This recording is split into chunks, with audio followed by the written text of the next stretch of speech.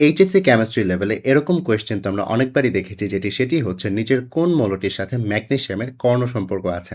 এগুলো চাইলে কিন্তু খুব শর্টলি বের করে ফেলা যায়। যেরকম লিথিয়ামের সাথে কর্ণ সম্পর্ক থাকে ম্যাগনেসিয়ামের, বেরিলিয়ামের সাথে কর্ণ সম্পর্ক থাকে অ্যালুমিনিয়ামের, বোরনের সাথে কর্ণ সম্পর্ক থাকে সিলিকনের। এটি যদি কেউ ভুলেও যায় তারপরে হচ্ছে একটা শর্টকাট আছে সেটি হচ্ছে ধরো লিথিয়ামের সাথে ম্যাগনেসিয়ামের কর্ণ সম্পর্ক আছে, তাই তো লিথিয়ামের পারমাণবিক সংখ্যা 3, ম্যাগনেসিয়ামের হচ্ছে 12, রাইট? 3 এর সাথে যদি আমরা 9 যোগ করি 12 আসে। অর্থাৎ যার সাথে যার কর্ণ সম্পর্ক তার সাথে 9 যোগ করলে বা 9 বিয়োগ করলেই হচ্ছে আমরা কর্ণ সম্পর্কে থাকা মৌলটাকে পেতে পারি।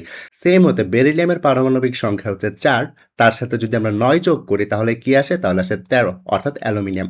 সো বেরিলিয়ামের সাথে অ্যালুমিনিয়ামের যে কর্ণ সম্পর্ক রয়েছে সেটি বের করার জন্য আমরা 9 যোগ করলেই কিন্তু হচ্ছে।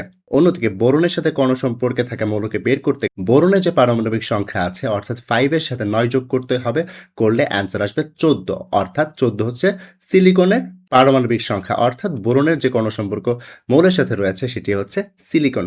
সো এভাবে চাইলেই শর্টকাটে বের করা যায়, আবার উল্টোটিও করা যায়। সিলিকন থেকে 9 বাদ দিলে বোরন আসবে, অ্যালুমিনিয়াম থেকে 9 বাদ দিলে বেরিলিয়াম আসবে, ম্যাগনেসিয়াম থেকে 9 বাদ দিলে লিথিয়াম আসবে। অর্থাৎ আমরা এই ক্ষেত্রে বলতে পারছি আমাদের যেহেতু ম্যাগনেসিয়ামের কর্ণ সম্পর্ক বের করতে বলা হয়েছে কোন মৌলের সাথে, সো আমাদের আনসার কি হবে? ম্যাগনেসিয়ামের সাথে কর্ণ সম্পর্কে রয়েছে লিথিয়াম।